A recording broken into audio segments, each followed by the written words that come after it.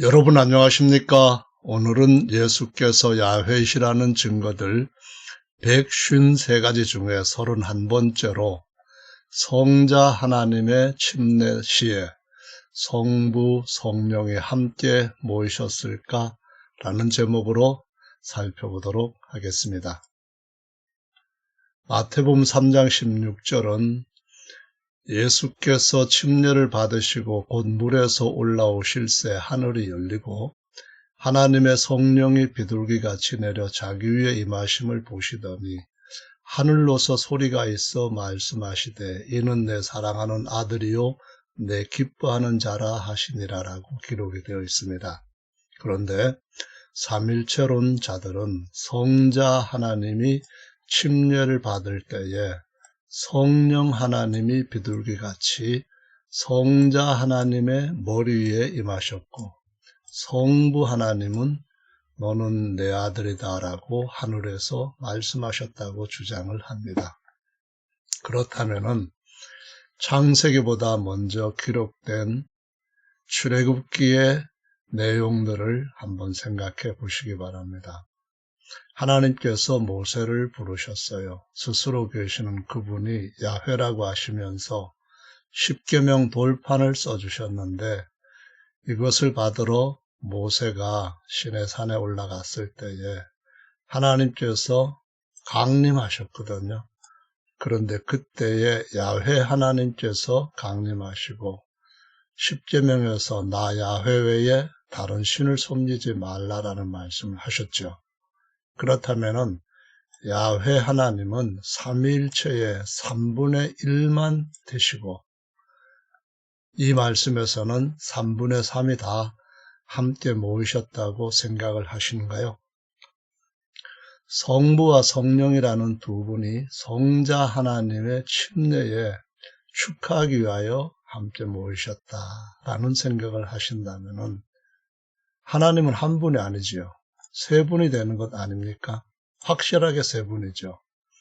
세 분이 모였다고 삼일체라 주장을 한다면은 일체가 아니라 삼체이죠.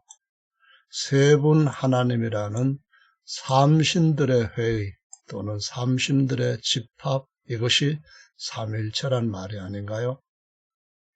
성자 하나님이 땅에 있는 동안에는 하나님의 보좌에 성부와 성령만 앉아 계시고 그 이후에 성자 하나님이 땅에만 계시고 성부와 성령은 하늘에만 계셨나요?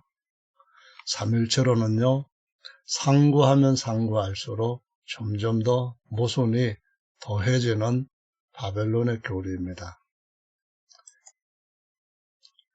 하나님은 한 분이신가요? 아니면 세 분이신가요? 하나님의 아들이 성자 하나님이라면 성자 하나님이 사람인 요한한테 침례를 받으셔야 하는 이유가 뭡니까? 하나님의 영은 하나님의 본질입니다. 따라서 하나님 자신이시지 제3위 하나님일 수가 없어요. 예를 들어 천사의 영은 그 천사 자신인 것과 같고 아담의 영은 아담의 속사람 자신인 것과 같기 때문입니다. 하나님의 본질은 뭔가요? 공간 안팎에 언제나 충만하게 계시는 영이시죠. 여러분들도 다 알고 믿고 계시죠. 또한 하나님의 절대적인 본성이 뭔가요? 거룩함입니다. 그래서 하나님과 관련된 모든 것에 성자를 붙여요. 그래서 하나님의 영은 당연히 거룩한 영, 즉 성령이죠.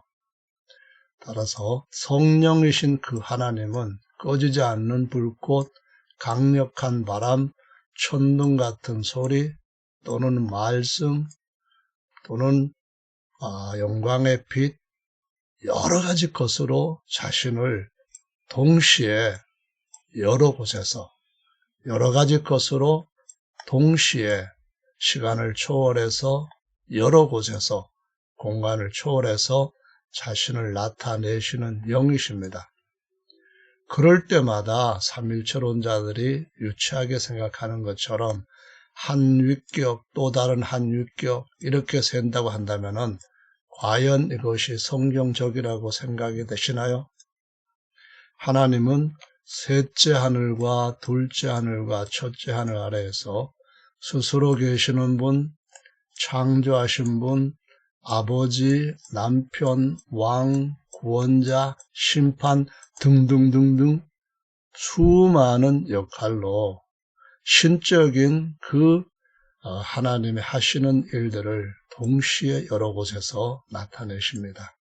그때마다 각각 위에 하나님이라고 할 수 없는 것과 같이 삼일체론도 이와 같은 주장은 빨리 바꾸어야만 됩니다. 성경적인 하나님을 볼 수 있는 눈으로 바꾸는 하나님의 은혜가 필요하죠. 시편 2편에 이런 말씀이 7절에 기록되어 있습니다. 내가 영을 전하노라. 야훼께서 내게 이르시되 너는 내 아들이라. 오늘날 내가 너를 낳았도다. 내게 구하라. 내가 열방을 유업으로 주리니 내 소유가 땅끝까지 이르리로다. 야훼께서 말씀을 하십니다. 아들에게 말씀을 하십니다. 너 아들은 내 아들이라. 오늘날 내가 너를 낳았다 했습니다. 아들 하나님을 낳았을까요? 아들 하나님한테 나한테 구하라 그랬을까요? 아니죠. 왜냐하면 이어지는 말씀 보시면은 열방을 유업으로 준다고 했습니다. 하나님께서 낳으신 아들 하나님한테 이제 열방을 주겠다. 그러면은 아들 하나님은 아무것도 없었던 털털이죠. 빈 털털이. 내 소유가 땅끝까지리라. 땅을 받는 자가 하나님이 낳으신 아들이지 아들 하나님이 이런 것들을 물려받는 건 아니죠. 유업, 물려받는 거죠. 하나님의 아들은 땅을 유업으로 얻어 다스릴 사람이지 성자 하나님이 아니다라는 것을 이 구절 하나만으로도 명백하게 깨달을 수 있습니다. 물론 시편 2편은 전체가 이런 말씀을 가르쳐주고 있습니다. 이사야 9장 6절의 말씀에 보면은 이는 한 아기가 우리에게 낳고 낳았다는 말씀하고 연관에 있는 구절인데요. 우리에게 낳고 한 아들을 우리에게 주신 바 되었는데 그 어깨는 정사를 메었고 그 이름은 기묘자라 모사라 전능하신 하나님이라 영존하시는 아버지라 평강의 왕이라 할 것입니다. 예수님은 전능하신 하나님, 영존하시는 아버지입니다. 여기에서 첫 번째 여기까지는 다 예수님의 완전한 사람으로서 겉사람과 속사람을 묘사하고 있습니다. 한 아기, 여자에게서 베들레헴 땅에서 난 2000년 전의 아기입니다. 한 아들은 하나님께서 만유보다 나으신 바로 하나님의 아들 그리스도이신 속사람을 얘기하는 거죠. 이사야 11장 1을 자세하게 설명을 합니다. 이새의 줄기, 다윗의 아버지죠. 줄기라면 다윗이 되고요. 한 싹이 나서 바로 이 다윗의 자손을 얘기합니다. 그 뿌리, 이새의 뿌리입니다. 하나님 아버지죠. 다시 말하면 하나님 아버지, 전능하신 하나님, 그 뿌리에서 한 가지가 났다 했습니다. 하나님이 낳으신 사람이신 아들입니다. 육신으로 태어나는 모든 아들들은 종의 신분입니다. 그러나 하나님이 낳으신 그 사람의 신분은 아들입니다. 그는 하나님이 지으신 아들인 천사들보다 존귀한 아들입니다. 그 모든 천사들을 유업으로 얻을 후사이기 때문입니다. 2절 보시면은 야훼의 루하우입니다. 영이란 말이죠. 예수님 안에 하나님 아버지가 계십니다. 전능하신 하나님, 영존하신 아버지. 그래서 쭉 이와 같은 영을 하나님 아버지와 닮은 그러한 속성을 가진 영들의 특성이 기록되고요. 그 다음에는 야훼를 경외하는 영입니다. 곧 제사장으로서 아들의 영, 예수님의 속사람을 가리키는 거죠. 성경은 성자 하나님이 아닌 완전한 사람이신 아들 예수님에 대해 묘사하고 있는 것입니다. 그래서 마태복음 3장 17절에 기록되어 있는 이 말씀들은 정확하게 요한복음 1장 30절에서부터 보실 수가 있습니다. 내가 전에 말하기를, 침례요한이 말합니다. 하나님이 인정하신 가장 뛰어난 큰 선지자입니다. 내 뒤에 오는 사람이 있다 했습니다. 나보다 앞선 것은 그가 먼저 계심이라 라고 말씀합니다. 이 사람이 육신으로 말하면 침례요한보다 6개월 정도 나중에 난 사람입니다. 그런데 이 사람은 먼저 계시는 사람입니다. 그런데 그 하나님의 아들을 침례요한도 알지 못하였으나 내가 와서 물로 침례를 주는 것은 그를 이스라엘에게 나타내려 함이라. 말하자면은 새 언약의 메시아로 취임시키는 것을 의미합니다. 요한이 또 증거하여 가로되 내가 보매 성령이 비둘기같이 하늘로서 내려와서 그의 위에 머물렀더라. 여러분, 침례 요한이 삼일체 믿었습니까? 사도 요한이 삼일체 믿었습니까? 왜? 가장 기본적인 것은 아예 회피하고 무시하고 간과하면서 하나님의 진리의 말씀을 사람들이 만들어낸 것을 따라서 바꾸려고 하는지 저는 도무지 이해할 수가 없습니다. 나도 그를 알지 못했지만 왜 알 수가 있느냐? 성령이 보이지 않는 분인데 침례요한한테 알게 하시기 위하여서 보이는 비둘기 같은 일시적인 형상으로 나타난 겁니다. 이 비둘기가 문화재 같은 데 똥 싸가지고 사람들한테 욕먹는 그 비둘기 아니라는 것을 아시잖아요. 나를 보내요. 다시 말하지만 하나님, 어떤 하나님이든 간에 형상은 없는 분입니다. 나를 보내어 물로 침례를 주라 하신 그의 하나님 아버지입니다. 성령이 내린지 어떻게 압니까? 침례하는 눈은 특별한 다른 눈인가요? 아니거든요. 비둘기 같은 형상으로 침례하는데 보여줘야 되거든요. 누구든지 누구 위에든지 머무는 것을 보거든 그가 나사렛 촌사람처럼 사람들한테 무시당하는 사람이라 할지라도 그가 곧 성령으로 침례를 주는 이인 줄 알라 했습니다. 그래서 그 비둘기 형상을 증거로 보고 그가 하나님의 아들 그리스도이심을 증거했다라고 말씀하고 있습니다. 다시 말씀드리지만 마태복음 3장 16절 17절과 완전히 일치하는 말씀이라는 것을 기억하시고요. 하나님의 아들은 성자 하나님이 아니라 하나님의 아들 그리스도, 베드로가 예수님 앞에서 대답했던 바로 사람으로서의 종이 아닌 아들입니다. 분명하게 히브리 성경에서도 사람, 아네르라고 증거를 하고 있습니다. 이 사람을 가리킨다라고 사람이신 아들을 증거한다는 것을 명심해야 됩니다. 성자 하나님이 침례를 받았다고 한다면 공생애는 처음부터 잘못된 겁니다. 하나님의 아들은 하나님과 사람의 중보자로서 아버지의 성령을 받아서 오순절날에 부어주셨다라고 열한 사도와 대표로 베드로 사도가 증거한 것을 보실 수가 있습니다. 참고하시면 되겠습니다. 로마서 말씀을 보겠습니다. 먼저 아들은 속사람과 겉사람으로 완전한 사람이다. 이거 먼저 읽어볼게요. 로마서 16장 마무리 결론. 이 부분에서 나의 복음, 예수 그리스도가 어떤 분인지 전파하는 것.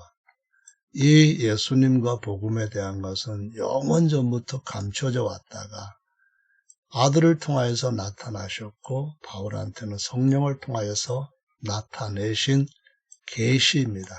비밀이었으나 이제는 계시를 쫓아 비밀이 아니라 복음의 비밀이요 많은 사람들한테 공개되고 또 공유된 것들입니다. 이거를 분명하게 이해하시면서 다음 1장으로 가보겠습니다. 이 아들로 말하면 육신으로는 다윗의 혈통으로 나셨고 성결의 영, 이것은 바로 구약의 제사장들의 관, 거기에 성결의 영으로 하나님께 거룩함, 성결이라고 문구를 새겨넣었던 바로 그 제사장의 영으로 말입니다. 이사야가 11장 2절에 야훼를 경외하는 영, 바로 그 영입니다.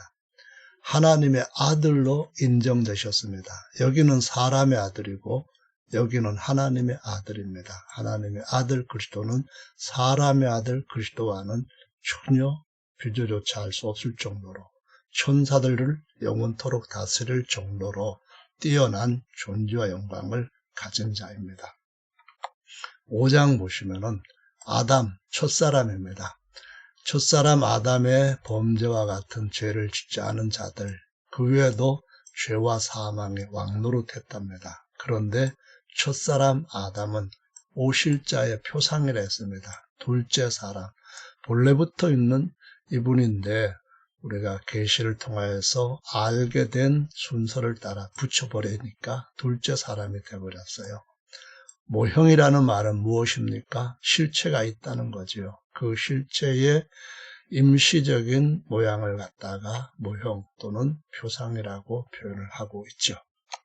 로마서 8장 29절에 보면은 하나님은 존재자이시고 하나님은 이미 모든 것을 이룬 것 같이 보시는 분입니다. 그분이 어떤 자를 자신의 아들 형상으로 삼으면 좋을지 아들을 낳으시기 전부터 다 알고 계셨습니다.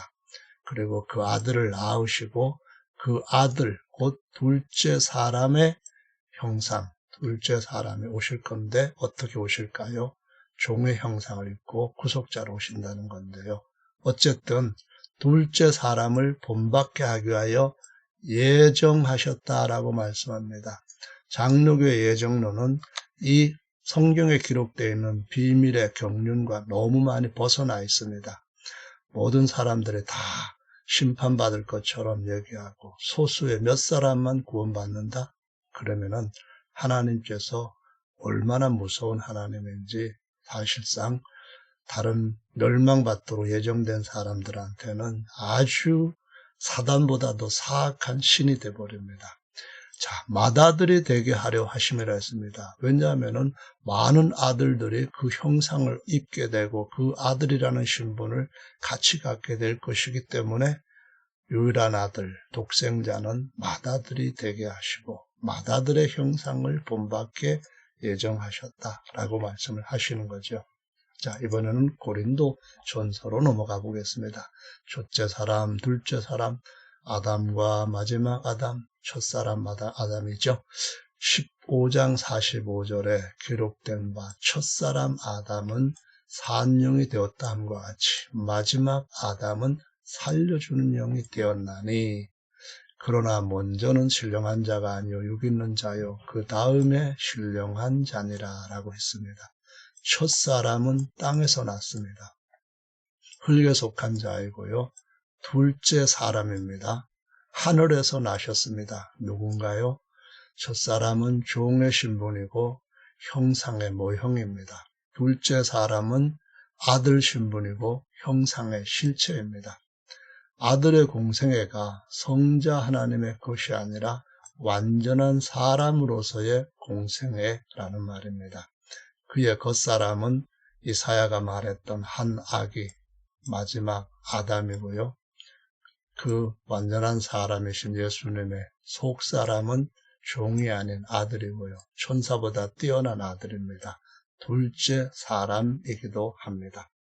고린도 후서 4장 3절에 보면은 이와 같은 진리를 모르는 사람들, 듣고도 믿고도 믿으면서도 진리를 바로 발견하지 못하면은 바울이 로마서 16장에서 말씀했던 그 비밀, 제가 지금 설명드리는 하나님의 경륜, 복음의 비밀을 모른다면, 이것이 가리웠다면 망하는 겁니다. 왜 망하느냐? 첫째 가장 중요한 이유는 세상신 마귀가 모든 천사들까지 지배하려게 하게 하나님의 형상으로 삼은 사람들을 하나님께서 높이실 것을 시기하고 하나님의 뜻에 대적했기 때문에 사탄 마귀가 되었고요. 그래서 오늘날도 그와 같은 진리의 복음, 비밀을 깨닫지 못하도록 계속 마음을 혼미케 합니다. 특히 거짓된 말, 마귀가 거짓말의 아비로서 거짓 교리로 사람들의 마음을 혼미케 합니다. 다른 예수, 다른 복음 전하는 것이 고린도후서 11장에 나옵니다. 그리스도의 영광의 복음의 광채가 비치지 못하게 하느니 그리스도는 하나님의 형상이니라. 그리고 우리도 그와 같은 형상을 입게 될 거고요. 하나님의 아들은 성자 하나님이 아니라 둘째 사람이요 하나님의 형상입니다. 구속자로 오시기 위해서, 구속자란 말은 같은 혈족, 친족이라는 것인데요. 영광을 다 벗어버리셨습니다. 빌립보서 2장에 기록된 것처럼. 따라서 육체의 종의 형상을 입으시고 마지막 아담으로 오셨습니다. 그가 맏아들과 재림하실 때에 많은 아들들도 하나님의 참된 형상을 입는다라고 말씀합니다. 요 관은 맏아들로라는 말인데 오타입니다. 맏아들이 우리 다시 찾아오실 겁니다. 그래서 처음 오셨을 때 독생자, 이제는 재림하실 때는 맏아들이라고 표현합니다. 그래서 많은 아들들도 하나님의 완전한 형상, 모형이 아닌 참 형상을 입을 것이라고 말씀하고 있습니다. 골로새서 1장 15절입니다. 그는 보이지 아니하시는 하나님의 형상이요 모든 창조물보다 먼저 나신 분입니다. 프로토토코스라고 하는데요. 창조물보다 먼저 났다는 말은 시간도 창조하셨고 공간도 창조하셨으니까 시간보다 먼저 태어나셨다는 겁니다. 만물이 그에게 창조하되 그를 이 모든 것들을 물려받을 후사라는 자리에 앉히기 위하여서 만들어주신 겁니다. 그래서 모든 것들이 다 그 때문에 만들었고 아들 때문에 아들을 위하여서 만들어졌습니다. 그가 곧 하나님의 낳으신 아들이 만물보다 먼저 태어나셨기 때문에 만물보다 먼저 계시고 그 말입니다. 근데 그가 태어나신 하늘은 만유 안에서 만유에 있는 참하늘, 셋째 하늘이기 때문에 만물이 그 안에 함께 섰다. 만유라는 표현이 더 맞는 번역입니다. 아무것도 없을 때부터 스스로 계시는 분, 그분만 계셨어요. 스스로 계시는 그분 자존자께서 만유를 지으시기 전에 시간 공간도 지으시기 전에 아들을 낳으셨고 이제 아버지가 되셨어요. 그 아버지께서 낳으신 아들이 유일하게 태어난 아들 또는 독생자 또는 only begotten son이라고 불립니다. 아버지께서 아들을 자기의 모든 것을 나타내 형상으로 삼으셨어요. 형상 안에 아버지가 계시는 거죠. 아버지와 아들이 하나 되셨다는 뜻입니다. 그 아들을 자기의 후사, 곧 모든 것을 물려받을 천사들까지도 물려받고 시간, 공간까지도 발 아래 다스리게 하실 아들에게 유업으로 물려주시고자 만들었다. 이런 말씀, 만드셨다는 말씀입니다. 히브리서 1장에 보면 그래서 이는 하나님의 영광의 광채시고 그 본 존재의 형상이라고 말씀합니다. 그리고 능력의 말씀으로 만유를 붙들고 계십니다. 그리고 높은 곳에 계신 위엄의 우편, 곧 하나님의 후사의 자리에 앉았습니다. 하나님 우편이 아닙니다. 하나님 우편이라는 표현하고 다르게 표현했는데요. 하나님 우편이 아니라는 말은 성부 하나님 오른쪽에 성자 하나님 그런 뜻이 아니라는 겁니다. 하나님의 우편은 위엄의 우편처럼 하나님의 후사의 자리 그런 의미이고요. 하나님께서 어느 때에 천사적 누구에게 너 내 아들이다. 오늘 내가 너를 낳았다 하셨느냐? 없다는 겁니다. 모든 천사들은 다 하나님이 지으신 존재인데 낳으신 아들이 천사들까지 다스리게 하시려는 하나님의 계획을 깨닫게 된 대천사장이 반역을 해서 바로 사탄이 되고 하나님의 뜻을 회방함으로 마귀가 되었습니다. 나는 그에게 아버지가 되고 그는 내 아들이라. 아들이면 후사 곧 하나님의 후사이니 이 말씀이 로마서 8장에 가면은 똑같이 기록이 되어 있습니다. 자, 예수님이 다시 오실 때는 맏아들로 오십니다. 그때는 모든 천사가 다 아들한테 경배하라 합니다. 왜냐하면 아들은 하나님을 보여주는 하나님의 형상입니다. 나를 본 자는 아버지를 보았고 내 안에 계시는 아버지께 경배하려면 그분의 형상인 내 앞에서 성전을 향하여 경배하던 것처럼 더 완전한 형상을 향하여 경배하는 것이죠. 하나님께서 낳으신 아들은 하나님의 영광의 형상이요 하나님의 모든 지으신 것들을 물려받을 보사입니다. 히브리서 2장 11절에 보면은 거룩하게 하시는 자와 거룩하게 함을 입은 자들이 다 하나에서 한 아버지로부터 태어났다라고 말씀합니다. 그래서 하나님의 아들들이고 맏아들이고 형제라 부르기를 부끄러워 아니하신다고 했습니다. 그래서 모든 거듭난 아들들은 맏아들이 오실 때 그분과 같은 형상을 입게 될 것이고 하나님의 영광의 공동 후사가 된다고 증거하고 있습니다. 바울의 증거입니다. 히브리서 5장 5절에는 그리스도가 되셨습니다. 아들이 어떤 아들입니까? 하나님의 낳은 아들입니다. 하나님이 낳은 아들이 제사장도 되시고 또한 땅을 다스리는 왕도 되십니다. 그래서 영원히 멜기세덱의 반차를 쫓는 제사장이라 하셨어요. 아들 하나님이 아닙니다. 다시 말해 성자 하나님이 영원히 대제사장이 된다는 가르침, 교리는 전혀 성경적이지 않습니다. 둘째 사람으로서 예수께서 하나님께서 낳으신 아들입니다. 히브리서 7장에 아비도 없고 어미도 없고 족보도 없고 시작한 날도 없고 생명의 끝도 없어 하나님의 아들과 방불하여 같아 그 말입니다.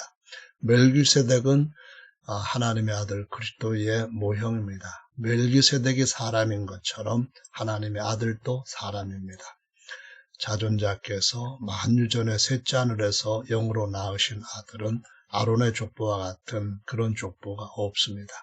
물론 아버지 하나님이 아들로 하나님을 낳았다. 이런 말도 안 되는 족보를 갖고 논하는 사람들은 성경 말씀에서 너무나 많이 벗어난 것을 보여줍니다. 하나님의 아들이 아들 하나님이 아니라 바로 하나님의 아들 예수께서 완전한 사람으로서 속사람은 하나님께로부터 태어난 아들 그리스도이시고 겉사람은 유다의 족보에서 태어나신 바로 어린 양이 되셨다라고 말씀을 합니다. 하나님의 아들로서 예수님은 시간 전에 태어나셨기 때문에 당연히 시작한 날, 즉 생일도 없으십니다. 오늘은 여기까지 하겠습니다. 감사합니다.